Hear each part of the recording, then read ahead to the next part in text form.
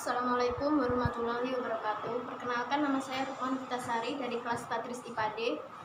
Di sini saya akan mempresentasikan hasil diskusi kelompok 3 yang berjudul Karakteristik Fluida Statis dan Hukum Archimedes, yang beranggotakan Parasinta Febrianti, Jawawi Nasrullah, Nur Ayun, dan saya sendiri. Pertama, pengertian fluida. Fluida merupakan istilah zat alir. Zat alir adalah zat yang mengalirkan seluruh bagian-bagiannya ke tempat lain dalam waktu bersamaan. Zat alir mencakup zat dalam bentuk zat cair dan gas. Yang kedua, karakteristik fluida statis. Zat cair termasuk zat yang incompressible, artinya tidak dapat dimampatkan.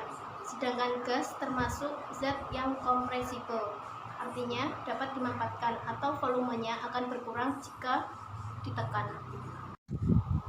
Yang ketiga, besaran-besaran fluida statis. Yang pertama, massa jenis. Massa jenis merupakan besaran yang menunjukkan perbandingan antara massa dan volume. Satuan massa jenis adalah kilogram per meter kubik. Rumusnya Rho sama dengan M per V, di mana M adalah massa dengan satuan kilogram, V adalah volume dengan satuan meter kubik, dan Rho massa jenis atau rapat massa dengan satuan kilogram per meter kubik. Massa jenis sering juga dinyatakan dalam satuan yang lebih kecil lagi, yaitu gram per sentimeter kubik. Hubungannya antara kilogram per meter kubik dengan gram per sentimeter kubik adalah 1 gram sama dengan 10 pangkat min 3 kg, 1 cm kubik sama dengan 10 pangkat min 6 meter kubik, 1 gram per cm kubik sama dengan 10 pangkat min 3 kg per 10 pangkat min 6 meter kubik. Jadi 1 gram per cm kubik sama dengan 1000 kg per meter kubik. Yang kedua adalah tekanan. Tekanan adalah gaya yang bekerja tiap satuan luas. Satuan tekanan adalah Newton per meter persegi. Disebut juga hukum Pascal atau PA untuk memberi penghargaan kepada Blaise Pascal dengan 1 PA sama dengan 1 Newton per meter persegi. Rumus tekanan adalah P sama dengan F per A, di mana F sama dengan gaya, satuannya Newton, A luas permukaan tempat gaya bekerja, satuannya meter persegi, dan P sama dengan tekanan, Newton per meter persegi. Yang ketiga, tegangan permukaan. Tegangan permukaan adalah gaya selaput permukaan tiap satuan panjang yang arahnya tegak lurus pada salah satu sisi sebuah garis yang terletak di permukaan tersebut. Rumus tegangan permukaan gamma sama dengan F per D, di mana D sama dengan 2L, gamma sama dengan F per 2L. Maka gamma sama dengan W1 plus W2 per 2L.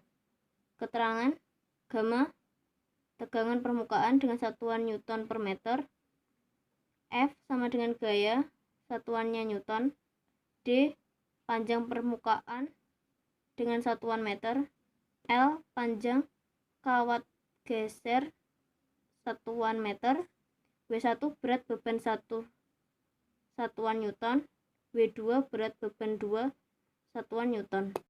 Di sini saya akan memberikan satu contoh soal tentang tegangan permukaan. Sebatang kawat dibengkokkan seperti huruf U. Kemudian kawat kecil PQ dengan massa 0,3 gram dipasang pada kawat tersebut. Kemudian kawat-kawat ini dicelupkan dalam lapisan sabun dan diangkat vertikal sehingga terentang satu lapisan sabun. Nampak kawat kecil PQ mengalami gaya tarik ke atas. Agar terjadi keseimbangan, maka pada kawat kecil PQ digantungkan beban 0,2 gram. Jika dipasang kawat PQ sama dengan 10 cm dan G sama dengan 10 meter per sekon kuadrat, hitunglah tegangan permukaan lapisan sabun. Dijawab. WK di sini sama dengan berat kawat M K kali G. MK diketahui 0,3 gram dikali G nya 10 M per S kuadrat sama dengan 3 dikali 10 pangkat min 3 Newton. Untuk WB sama dengan berat beban MB dikali G sama dengan MB nya 0,2 gram dikali 10 M per S kuadrat sama dengan 2 dikali 10 pangkat min 3 Newton. F. Gaya tegang permukaan.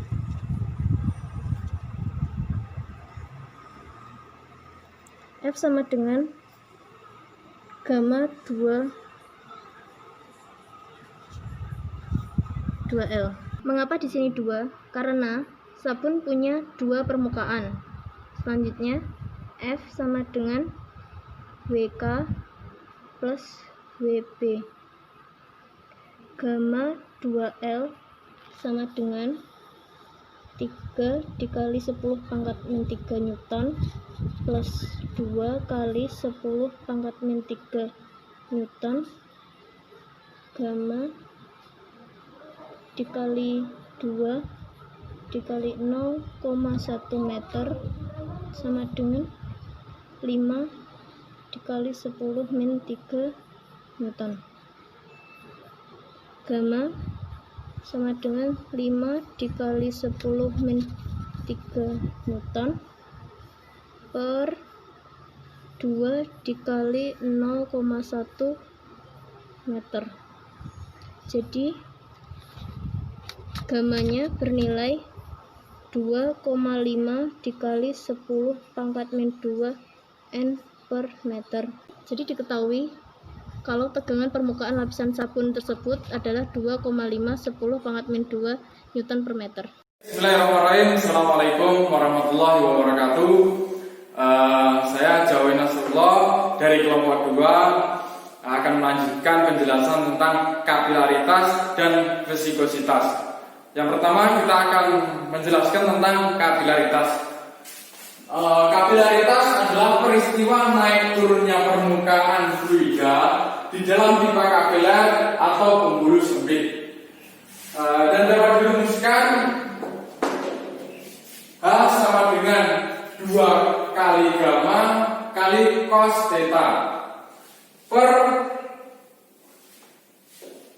pro kali G kali L, dengan penjelasan H sebagai ketinggian fluida pada pipa kapiler dan gamma sebagai tegangan permukaan dan theta sebagai sudut kontak dan terus sebagai massa jenis fluida dan G sebagai percepatan gravitasi dan R sebagai jari-jari pipa kapiler. Kita ambil contoh soal. Jika air berada pada sebuah pipa kapiler dengan sudut theta dan jari-jari pada kapiler adalah 0,8 mm, tegangan permukaan air adalah 0,072 dan cos theta-nya adalah 0,55. Tentukan ketinggian air dalam pipa kapiler dengan G sama dengan 10 dan gamma air sebanyak 1000.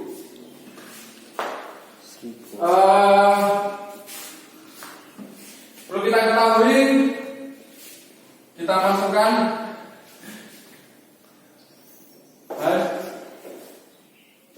R-nya sama dengan 0,8 sama dengan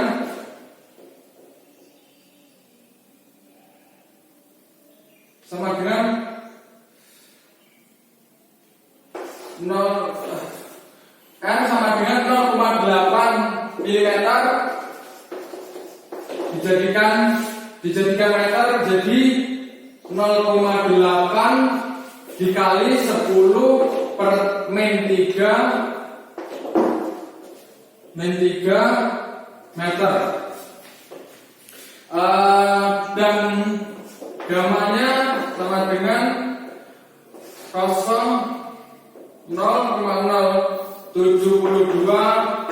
Newton per meter. Dan tetanya sama dengan 0,55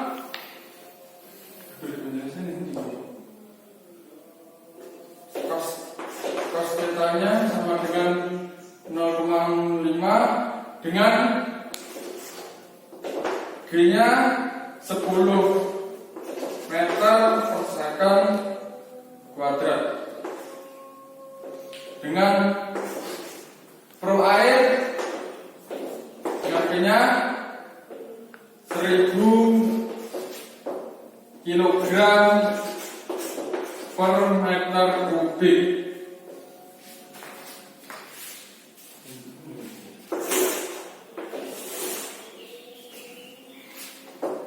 Jadi kita masukkan rumusnya H sama dengan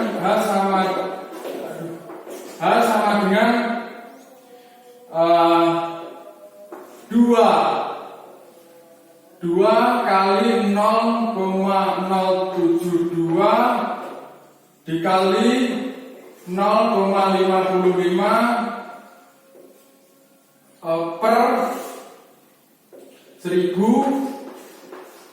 dikali 10 dikali 0,8 dikali 10 min 3. H sama dengan ini kita coret min 3, kita coret jadi 2 dikali 72 dikali 10 min 3 dikali 0,55 per 8. Ini 8 kita coret, ini jadi 9. H sama dengan 18 dikali 10 min 3 dikali 0,55. H sama dengan 9,9 dikali 10 min 3 meter. Jadi ini dia hasilnya 9,9 dikali 10 min 3. Yang selanjutnya adalah penjelasan tentang viskositas.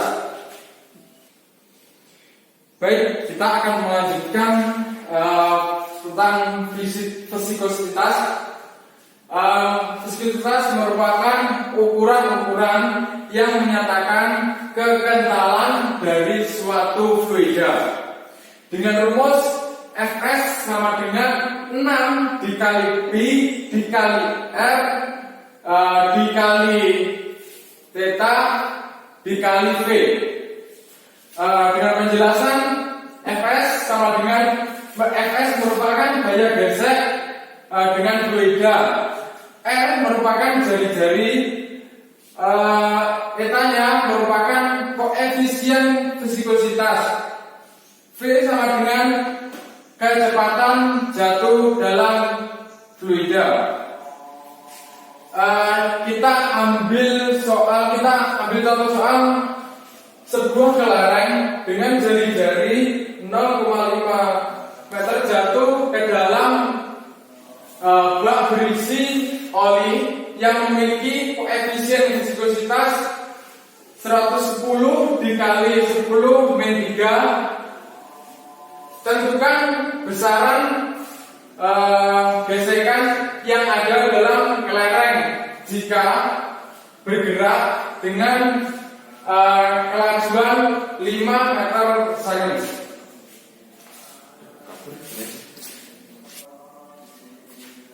Baik, kita masukkan R-nya, R sama dengan 0,5 cm. Mohon maaf, ini tadi cm ya. Cm. Lalu etanya 110 kali 10 min 3. Ini kita jadikan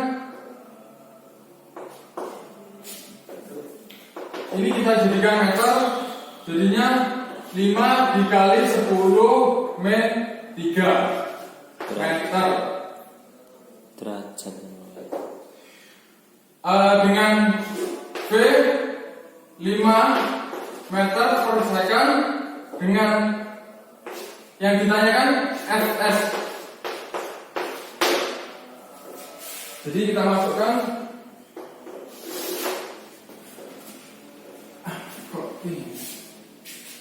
6 Fs sama dengan 6 dikali 3 dikali pi 3,14 dikali dengan 5 kali 10 min 3 dikali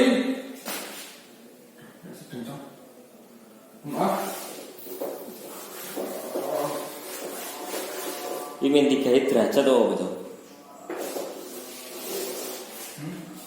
Abang ke 10 min 3 min 3.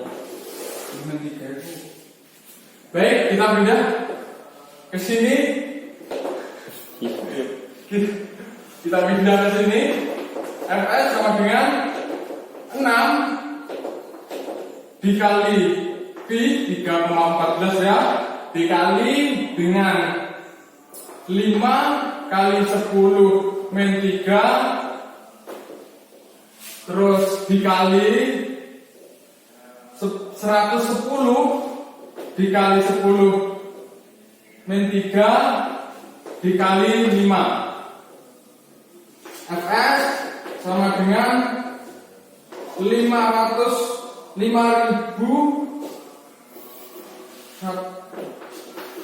dikali 10 min 6 sama dengan Fs sama dengan 0,051810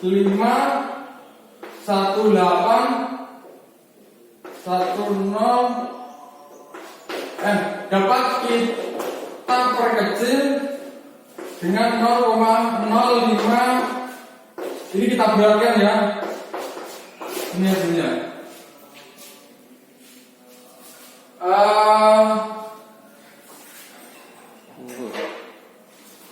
Mungkin cukup itu penjelasan yang bisa saya sampaikan. Ada kurang lebihnya saya mohon maaf. Akhiran ila bidzalik. Assalamualaikum warahmatullahi wabarakatuh.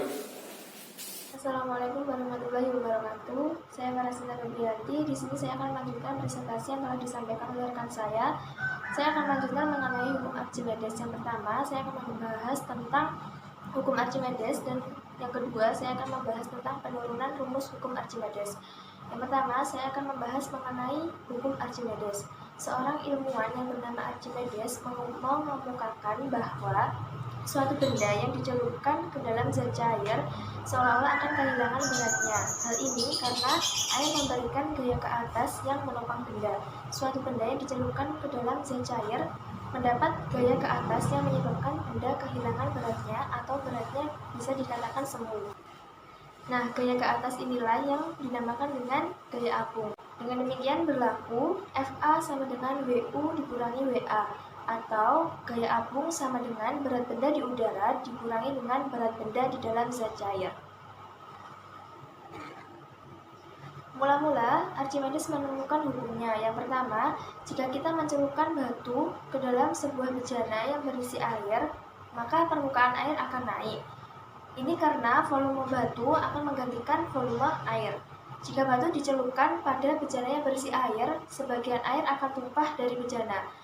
Volume air tumpah yang ditampung tetap sama dengan volume batu yang menggantikan air. Jadi, dapat dikatakan bahwa suatu benda yang dicelupkan seluruhnya ke dalam zat cair selalu menggantikan volume zat cair yang sama dengan volume benda itu sendiri. Yang kedua, Archimedes mengaitkan antara gaya apung yang dirasakannya dengan volume zat cair yang dipindahkan benda. Dari sinilah Archimedes menemukan hukumnya. Bunyi hukum Archimedes sendiri yakni suatu benda yang dicelupkan sebagian atau seluruhnya ke dalam zat cair akan mengalami gaya ke atas yang besarnya sama dengan zat cair yang dipindahkan oleh benda tersebut. Yang kedua, saya akan membahas mengenai penurunan rumus hukum Archimedes. Gaya apung muncul karena selisih antara gaya hidrostatis yang dikerjakan fluida terhadap permukaan bawah dengan permukaan atas benda. Gaya apung terjadi karena makin dalam zat cair, maka akan semakin besar tekanan hidrostatisnya. Hal ini menyebabkan tekanan bagian bawah benda lebih besar daripada tekanan bagian atas benda. Dua silinder dengan tinggi H dan luas A yang tercelup seluruhnya di dalam zat cair dengan massa jenis ρF. Fluida melakukan tekanan hidrostatis ρ1 sama dengan ρF dikalikan gravitasi dikalikan H1 pada bagian atas silinder.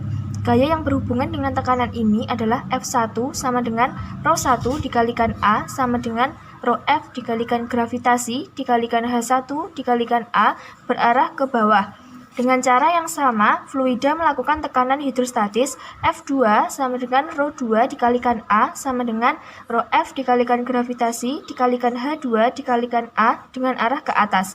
Resultan kedua gaya ini adalah FA. Jadi, FA sama dengan F2 dikurangi F1 sama dengan ρF dikali G dikali H2 dikalikan A dikurangi ρF dikalikan G dikalikan H1 dikalikan A sama dengan ρF dikalikan G dikalikan A dalam kurung H2 dikurangi H1 sama dengan ρF dikalikan G dikalikan A dikalikan H sama dengan ρF dikalikan G dikalikan VB. FA sama dengan F2 dikurangi F1. Mengapa F2 dikurangi F1? Karena F2 lebih besar daripada F1. Yang demikian ρF dikalikan G dikalikan A dikalikan H. Mengapa menjadi H? Karena H2 dikurangi H1 sama dengan H. Mengapa di sini menjadi VBF? Karena AH sama dengan VBF adalah volume silinder yang tercelup dalam fluida. Ini saya akan memberikan satu contoh soal mengenai hukum Archimedes. Sebuah benda dengan volume 8000 cm3 dan massa jenisnya 1500 kg per meter kubik, massa jenis air 1000 kg per meter kubik, gravitasi bumi G sama dengan 10 meter per sekon kuadrat, berapakah besar gaya ke atas yang dialami benda di dalam air? Diketahui VA sama dengan VB, yakni 8000 cm3 dirubah satuannya menjadi meter kubik menjadi 0,008 meter kubik. Rho B sama dengan 1500 kg per meter kubik. Rho A sama dengan 1000 kg per meter kubik. G sama dengan 10 meter per sekon kuadrat. Ditanya FA. Dijawab FA sama dengan Rho A dikalikan BA dikalikan G sama dengan 1000 kg per meter kubik dikali 0,008 meter kubik dikali 10 meter per sekon kuadrat sama dengan 80 Newton. Untuk berat benda di air,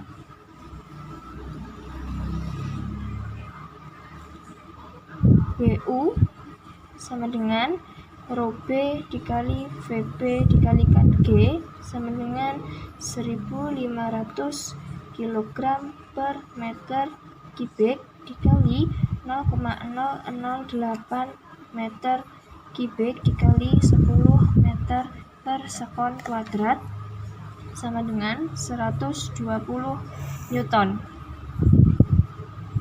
PA sama dengan WU dikurangi FA sama dengan 120 dikurangi 80 sama dengan 40 Newton.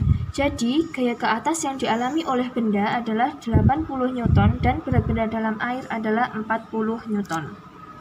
Di sini saya akan melanjutkan presentasi dari Mbak Farah mengenai hukum Archimedes. Saya akan membahas benda tenggelam, benda melayang, dan benda terapung serta penerapan hukum Archimedes dalam kehidupan sehari-hari. Yang pertama, saya akan membahas benda tenggelam.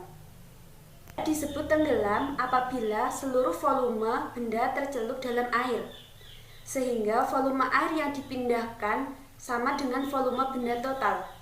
Bisa dilihat seperti benda ini. Yuk kan, benda dalam keadaan tenggelam, yaitu massa jenis benda lebih besar dari massa jenis air.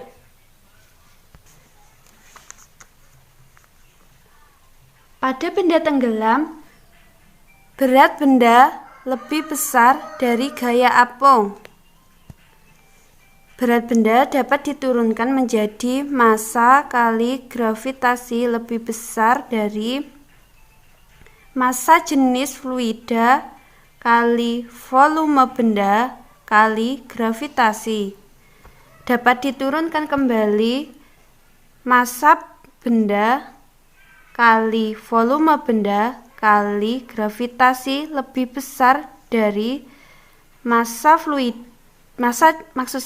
jenis fluida kali volume benda kali gravitasi. Karena volume benda dan gravitasi sama, dapat dicoret sehingga menghasilkan massa jenis benda lebih besar dari massa jenis fluida. Hubungan persamaan gaya angkat pada benda tenggelam melalui hubungan massa dapat dituliskan massa jenis fluida kali volume benda sama dengan massa benda di udara dikurangi massa benda dalam fluida. Selanjutnya, saya akan membahas benda melayang. Benda melayang dalam zat cair apabila posisi benda di bawah permukaan zat cair dan di atas permukaan zat cair berada. Benda dikatakan melayang apabila massa jenis benda sama dengan massa jenis zat cair. Dapat dilihat seperti ini. Dalam keadaan seimbang, maka berat benda sama dengan gaya apung.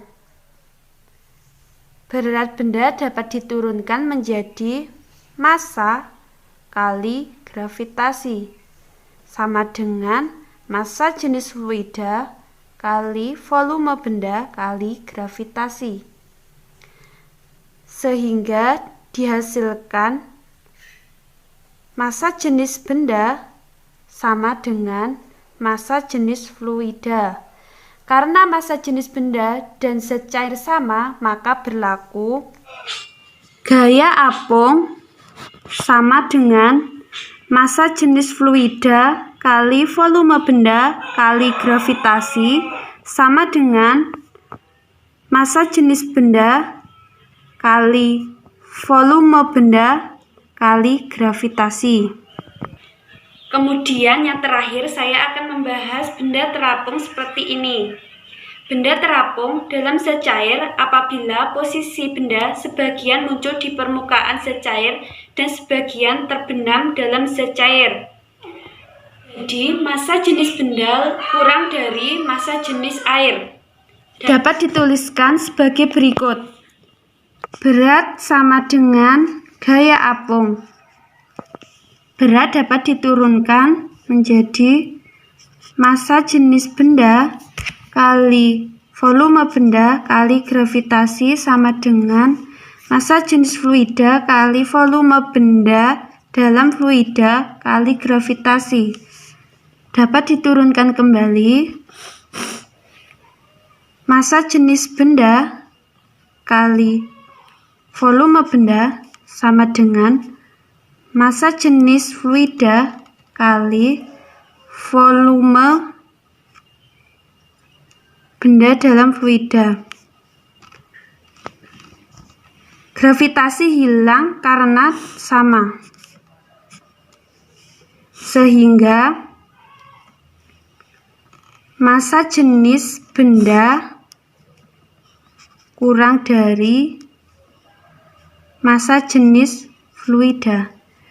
Karena hanya sebagiannya tercelup pada zat cair, maka persamaan gaya ke atas dengan gaya berat dapat dituliskan massa jenis fluida kali volume benda dalam fluida sama dengan massa jenis benda kali volume benda.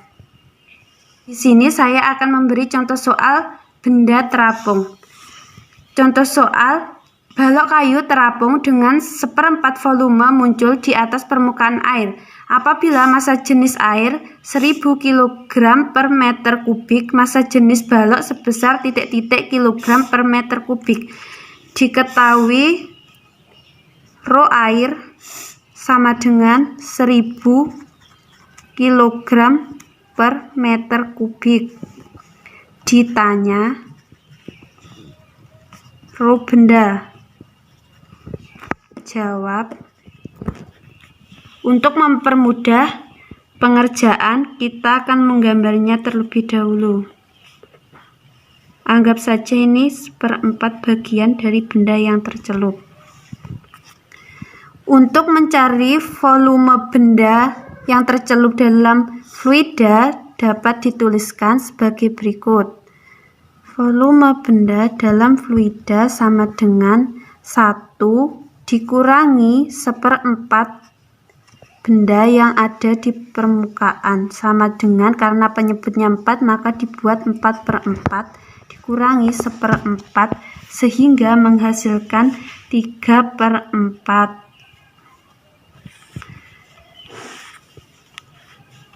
Pengerjaannya, gaya apung sama dengan berat. Dapat dituliskan kembali massa jenis air atau fluida kali volume benda dalam fluida kali gravitasi sama dengan massa jenis benda kali volume benda kali gravitasi. Karena gravitasi sama bisa dicoret. Massa jenis air 1000 dikali 3/4 ini VB, 3/4 volume benda sama dengan massa jenis air kali volume benda, ini karena sama bisa dicoret, sehingga dihasilkan massa jenis benda sebesar 750 kg per meter kubik. Jadi dapat disimpulkan benda tenggelam massa jenis benda lebih besar dari massa jenis fluida. Benda melayang massa jenis benda sama dengan massa jenis fluida. Benda terapung massa jenis benda kurang dari massa jenis fluida. Archimedes dalam kehidupan sehari-hari dapat dijumpai pada hidrometer, kapal laut, kapal selam, galangan kapal, balon udara, serta jembatan ponton. Yang pertama, saya akan membahas hidrometer. Hidrometer merupakan alat untuk mengukur berat jenis atau massa jenis zat cair. Semakin rapat suatu cairan, maka semakin besar gaya dorong ke arah atas dan semakin tinggi hidrometer. Hidrometer terbuat dari tabung kaca yang dilengkapi dengan skala dan pada bagian bawah dibebani butiran timbal agar tabung kaca terapung tegak di dalam zat cair. Yang kedua adalah jembatan ponton. Jembatan ponton adalah kumpulan drum-drum kosong yang berjajar sehingga menyerupai jembatan. Jembatan ponton merupakan jembatan yang dibuat berdasarkan prinsip benda terapung. Yang ketiga adalah kapal laut. Kapal laut terbuat dari baja atau besi. Badan kapal dibuat berongga agar volume air yang dipindahkan oleh badan kapal lebih besar. Gaya apung ini mampu mengatasi berat total kapal sehingga kapal laut mengapung di permukaan laut. Kapal laut didesain bukan hanya asal terapung, melainkan harus tegak dan dengan kesetimbangan stabil tanpa berbalik. Yang keempat adalah galangan kapal. Untuk memperbaiki kerusakan pada bagian bawah kapal, maka kapal perlu diangkat dari dalam air. Alat yang digunakan untuk mengangkat bagian bawah kapal tersebut dinamakan dengan galangan kapal. Yang kelima adalah kapal selam. Sebuah kapal selam memiliki tangki pemberat yang terletak di antara lambung sebelah dalam dan lambung sebelah luar. Tangki ini dapat diisi udara atau air. Tentu saja udara lebih ringan daripada air. Mengatur isi pemberat berarti mengatur berat total kapal. Sesuai dengan konsep gaya apung, berat total kapal selam akan menentukan apakah kapal akan mengapung atau menyelam. Yang udara, balon mainan anak yang diisi gas akan naik. Demikian juga untuk balon udara. Jika diisi gas helium juga akan naik. Gaya apung yang dilakukan udara pada benda sama dengan berat udara yang dipindahkan oleh benda.